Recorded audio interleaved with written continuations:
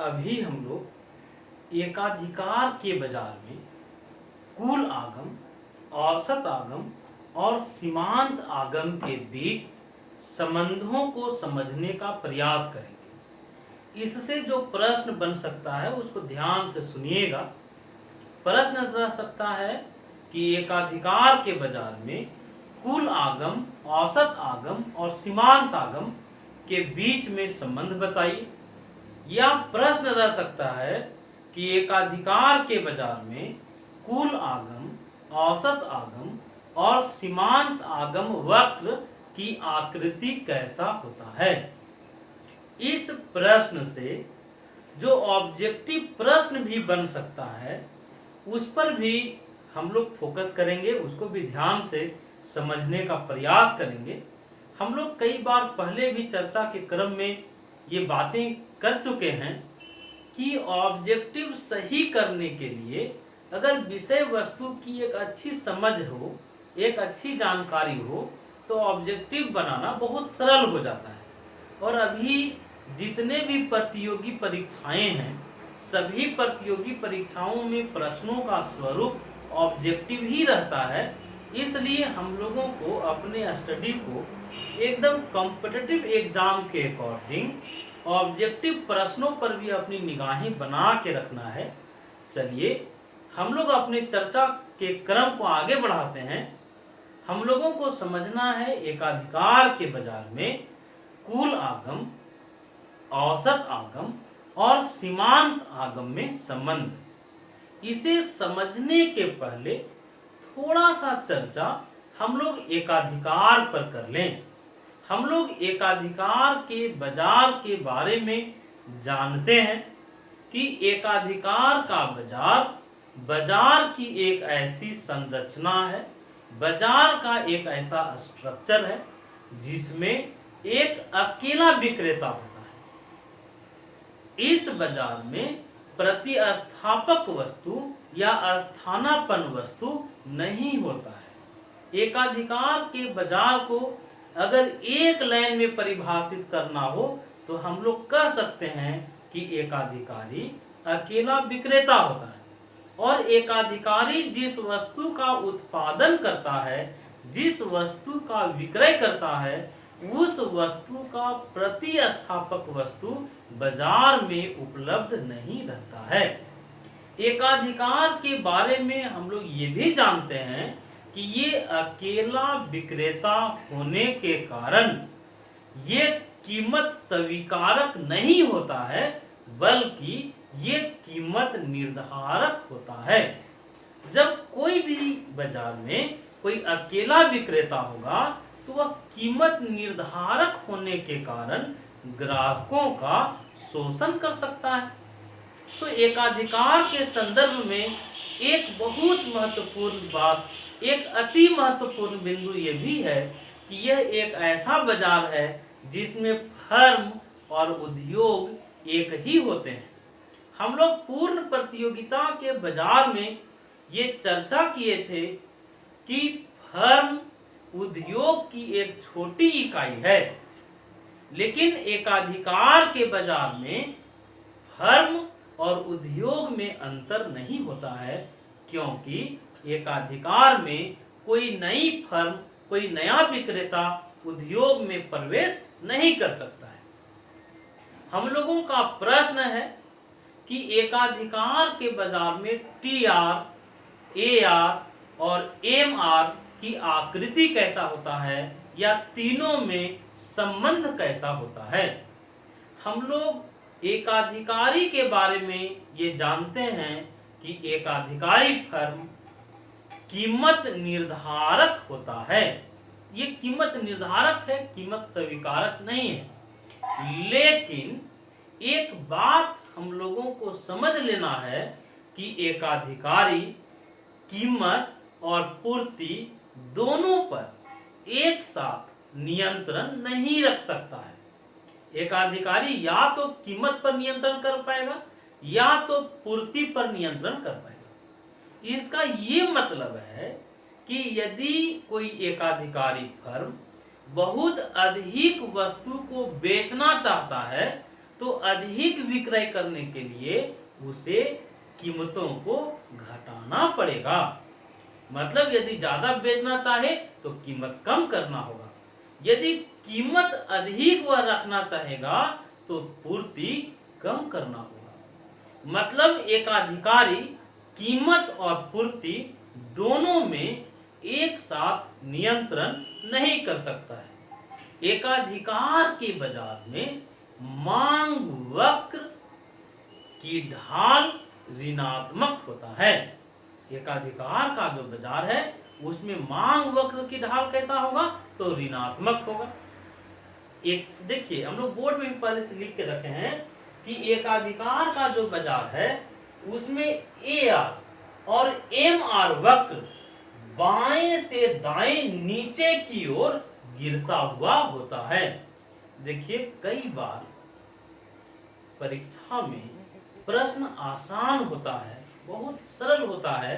अगर प्रश्न के बारीकी को आप नहीं समझेंगे तो ऑब्जेक्टिव प्रश्न बनाने में आपसे गलती हो सकता है। अगर प्रश्न ऐसा रहे कि एकाधिकार के बाजार में मांग वक्र कैसा होता है, तो मांग वक्र की ढाल ऋणात्मक होता है। अगर ऐसा रहे कि एकाधिकार के बाजार में मांग वक्र बाएं से दाएं नीचे की ओर गिरता है, दाएं से बाएं जाता है, तो हम लोगों को यहाँ ध्यान देना होगा कि एकाधिकार का जो बाजार है उसमें मांग वक्र बाएं से दाएं नीचे की ओर गिरता हुआ होता है।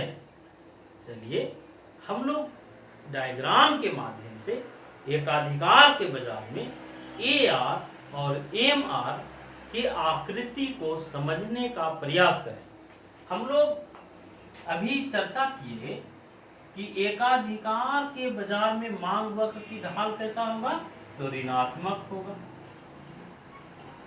बाएं से दाएं नीचे की ओर गिरेगा।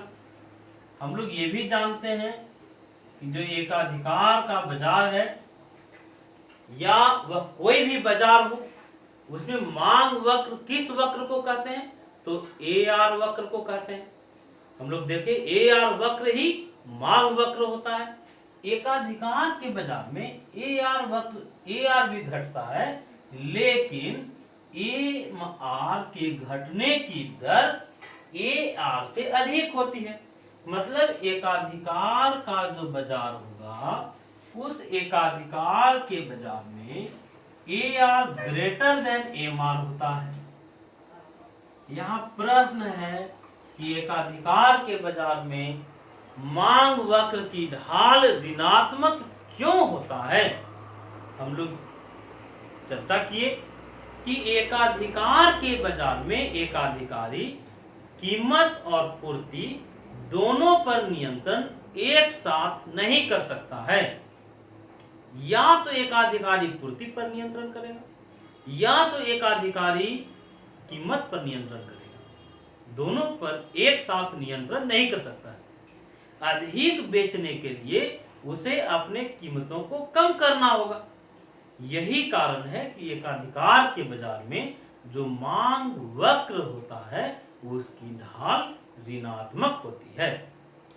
हम लोग ये भी चर्चा कर लिए कि एकाधिकार के बाजार में AR ऋणात्मक होगा, AR घटेगा, लेकिन उससे अधिक घटता है MR। मतलब AR ग्रेटर देन MR। हम लोग एकाधिकार के बाजार में TR, AR और MR के बीच में संबंधों को अगर समझना चाहें तो बहुत एक आसान तालिका है। उस तालिका को आप लोग देखिएगा। हम तालिका के माध्यम से एकदम स्पष्ट कर देंगे कि TR, AR और MR वक्र की आकृति किस तरह का होगा या तीनों में एकाधिकार के बाजार में संबंध कैसा होगा। तो चलिए हम लोग तालिका को देखते हैं। हम लोग टेबल के माध्यम से इसको समझने का प्रयास करते हैं।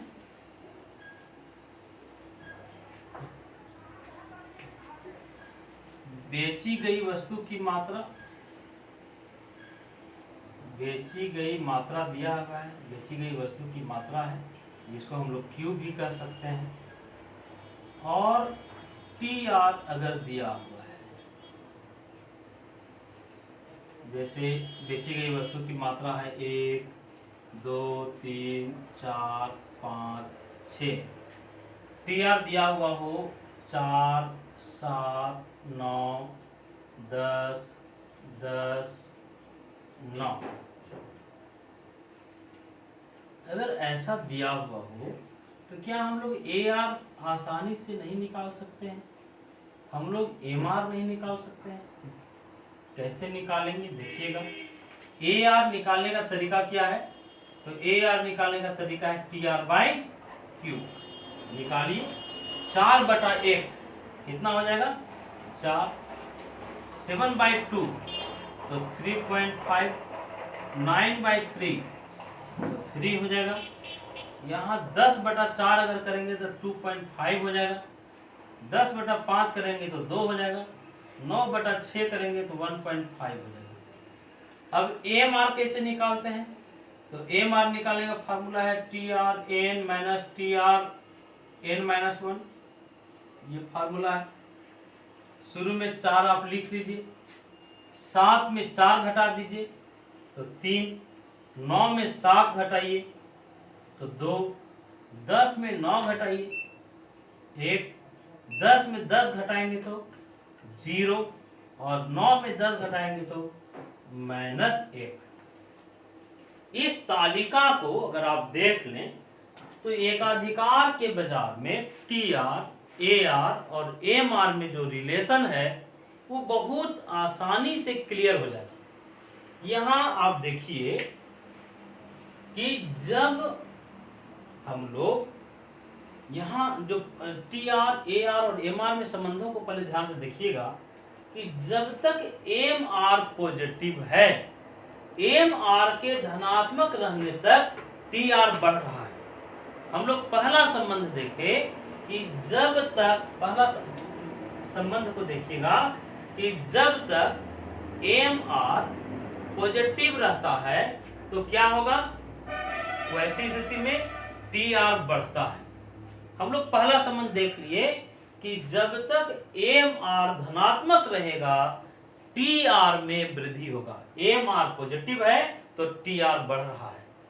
दूसरा संबंध ध्यान से देखना है, जब एम आर 0 है तो टी आर मैक्सिमम है। दूसरा संबंध देखे एकाधिकार के बाजार में कि जब एम आर 0 होता है, मतलब एम आर इक्वल टू अगर 0 हो जाएगा तो वैसी स्थिति में टी आर मैक्सिमम हो जाता है। तो हम लोग दो रिलेशन देख लिए। पहला संबंध क्या था कि जब एम आर पॉजिटिव रहता है, जब तक एम आर पॉजिटिव रहता है टी आर बढ़ता है। दूसरा संबंध देखे कि जब एम आर 0 हो जाता है, यहाँ देखिए एम आर 0 हो गया तो टी आर मैक्सिमम हो गया। और तीसरा संबंध देखिएगा कि जब एम आर नेगेटिव हो गया, यहाँ देखिए एम आर नेगेटिव है तो एम आर के नेगेटिव होने से टी आर घटने लगता है। हम लोग 3 संबंधों को अभी तक देखे, हम फिर से एक बार रिपीट कर दें, इससे ऑब्जेक्टिव रहेगा कि जब एम आर 0 होगा तो टी आर क्या होगा? तो एम आर 0 होगा तो टी आर अधिकतम होगा। यहां से ऑब्जेक्टिव बनेगा कि जब एम आर नेगेटिव होगा तो टी आर क्या होता है? एम आर के नेगेटिव होने से टी आर घटने लगता है। फिर यहां से प्रश्न बन सकता है कि जब एम आर को जोड़ देंगे तो क्या मिलेगा? यहाँ देखिए जब 4 में 3 जोड़ दिए तो 7 मिल गया, 7 में 2 जोड़ दीजिए 9 मिल जाएगा, 9 में 1 जोड़ दीजिए 10 मिल जाएगा, 10 में 0 जोड़ दीजिए 10 मिल जाएगा, 10 में -1 जोड़ दीजिए तो 9 मिल जाएगा। तो जो चौथा संबंध हम लोग देखे कि जब हम लोग एम आर को जोड़ देते हैं तो क्या मिलता है? एम आर के जोड़ने से टी आर मिल जाता है। तो एकाधिकार के बाजार में टी आर, ए आर और एम आर के बीच में जो रिलेशन है उसको हम लोग समझ रहे हैं। पहला रिलेशन देखें कि एम आर जब तक पॉजिटिव रहता है टी आर बढ़ता है। दूसरा संबंध देखें एम आर 0 हो जाता है तो टी आर मैक्सिमम हो जाएगा। तीसरा संबंध देखें जब एम आर नेगेटिव हो जाएगा तो टी आर घटने लगेगा। और चौथा संबंध देखें कि जब एम आर को जोड़ दिया जाएगा तो क्या मिलेगा, एम आर के जोड़ने से टी आर प्राप्त हो जाएगा। अब चलिए हम लोग डायग्राम में एक संबंध और देख रहे हैं, वो पांचवा संबंध क्या है आप देख सकते हैं कि जब बेची गई वस्तु की मात्रा बढ़ रहा है, जब बेची गई वस्तु की मात्रा बढ़ रहा है तो ए आर घटता जा रहा है, लेकिन ए आर से अधिक घटने की दर एम आर की है। हम लोग पांचवा संबंध देखें कि जब बेची गई वस्तु की मात्रा बढ़ता है तो ए आर घटता है, लेकिन ए आर से भी अधिक एम आर घटता है। मतलब घटने की दर ए आर से एम आर की अधिक होती है। मतलब पांचवा संबंध देखें कि जो एकाधिकार का बाजार होगा उसमें A R greater than M R होगा।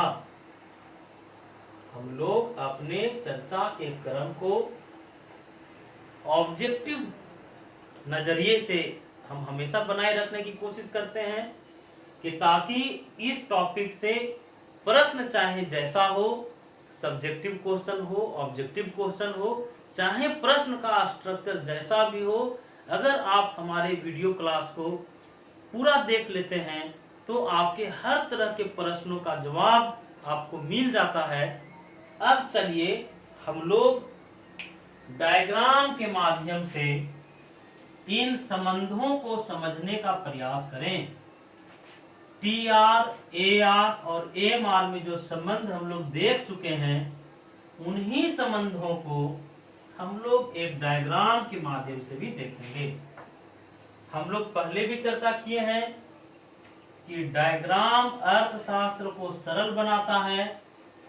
अर्थशास्त्र में अपनी बातों को कहने का एक तरीका डायग्राम है, रेखा चित्र है। हम लोग इसके माध्यम से बहुत सरल रूप से इन संबंधों को समझा लेंगे। यहाँ देखिएगा जो एक्स एक्सिस है उस एक्स एक्सिस में बेची गई वस्तु की मात्रा है। एक्स एक्सिस में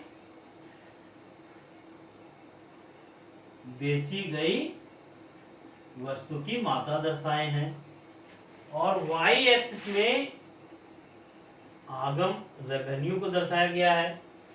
अब ध्यान दीजिएगा बेची गई वस्तु की मात्रा 6 तक है, यहाँ लिख लेते हैं हम लोग 1, 2, 3, 4, 5 और 6। हम लोग रेवेन्यू दिखलाएं, मिनिमम -1 है, 0 है और 10 तक है। 1, 2, 3, 4, 5,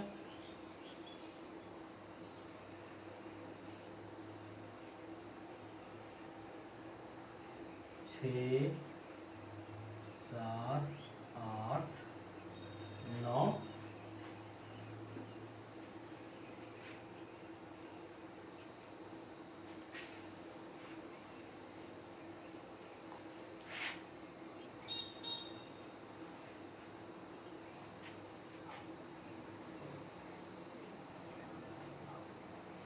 9 और 10। चलिए बनाया जाए। जब 1 है तो टी आर 4 है, 1 है तो इसे ठीक ऊपर जाइए, यहाँ टी आर देखिए 4 है। 2 में टी आर 7 है, 2 में टी आर देखिए 7 है। 3 में टोटल रेवेन्यू 9 है, 3 यहाँ पर। 4 में टोटल रेवेन्यू 10 है, तो 4 में कितना 10। 5 में TR 10 है, जब बेची गई वस्तु की मात्रा 5 है तो TR 10 है। और 6 में TR 9 है, मतलब यहाँ पर 6 देखिए, यहाँ से 6 देखना है और यहाँ से 9 देखना है। अब हम लोग सारे वैल्यू को मिला दीजिए। अब देखिए यहाँ से समझने के लिए आप तैयार हो जाइए। यहाँ एक ऑब्जेक्टिव प्रश्न रह सकता है कि जो एकाधिकार का बाजार है, उस एकाधिकार के बाजार में TR वक्र की आकृति कैसा होता है। आप डायग्राम देख रहे हैं, डायग्राम से पता चल रहा है कि एकाधिकार के बाजार में जो TR वक्र है उसकी आकृति उल्टा U के आकार का है। फिर से प्रश्न सुनिएगा, एकाधिकार के बाजार में TR वक्र की आकृति कैसा होता है, तो उल्टा U के आकार का होता है। उल्टा U के आकार का क्या मतलब है, तो इसका मतलब है कि जब बेची गई वस्तु की मात्रा बढ़ रहा है तो शुरू में हम लोग देखें TR बढ़ रहा है, उसके बाद अधिकतम हो रहा है और TR फिर घट रहा है। पहले बढ़ना, फिर मैक्सिमम होना और फिर घटने लगना। तो बताइए वो आकृति कैसा हो जाएगा, ये आकृति उल्टा U के आकार का हो जाएगा। अब चलिए हम लोग AR बनाए।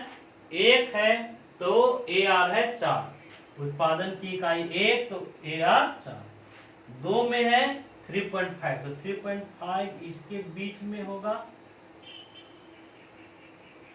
3.5 यहाँ होगा, 2 में 3.5। अब 3 में देखिए, जब बेचे गई मात्रा 3 है तो AR है 3, मतलब 3 में 3।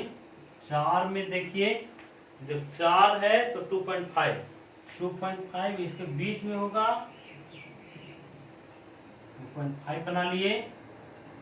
अब जो है हम लोगों को तो 5 है तो 2 है, 5 में देखी गई वस्तु की मात्रा 5 तो AR 2, और जब 6 है तो 1.5, देखिए 1.5 1 और 2 के बीच में होगा, तो यहाँ पर हम लोग बना लिए, सबको मिला दीजिए तो हम लोग बना लिए AR,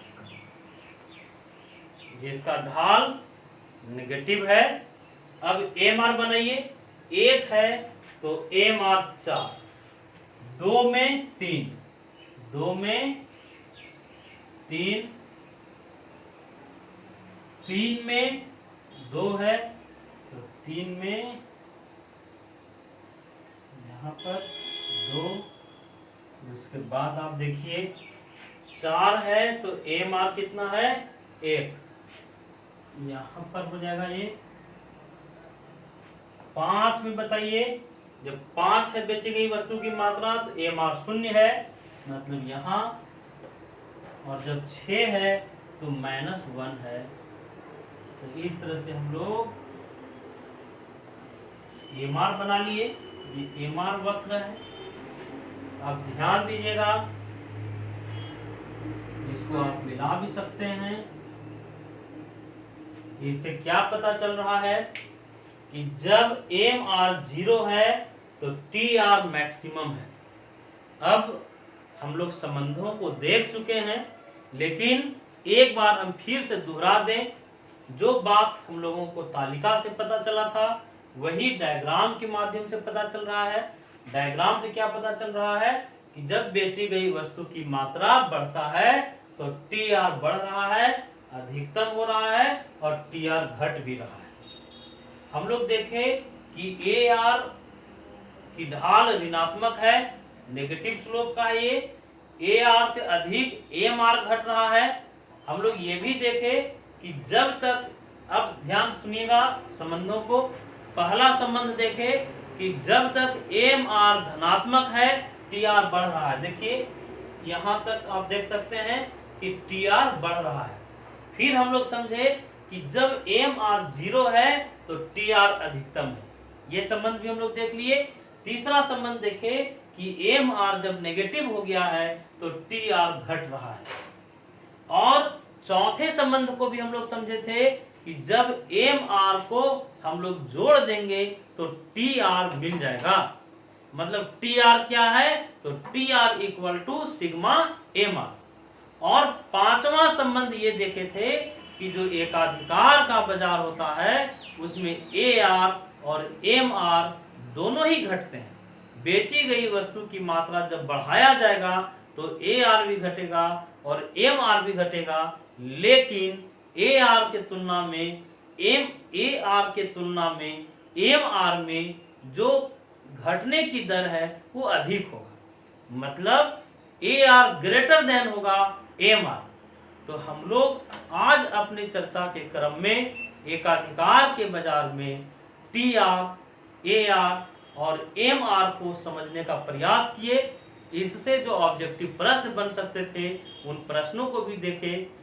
जिस तरह से अभी कोरोना संक्रमण बढ़ रहा है, संक्रमित लोगों की संख्या बढ़ रहा है, ऐसा नहीं लग रहा है कि बहुत जल्द हम और आप क्लासरूम में मिल पाएंगे।